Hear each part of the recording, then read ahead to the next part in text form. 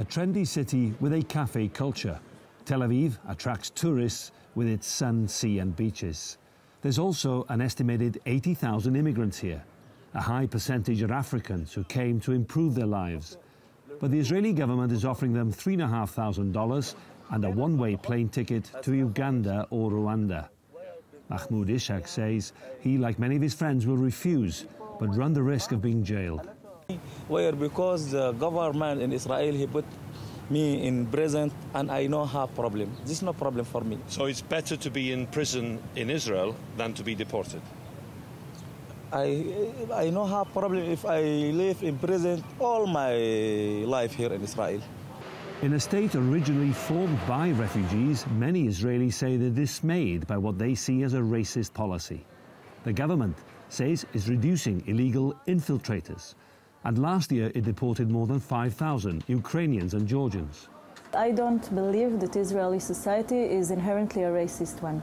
But the government that we have right now is definitely pushing for a policy that has, yes, racist lines, you could say, because there are a lot of people with rejected asylum claims in Israel. There are a lot of people staying here without any valid visas.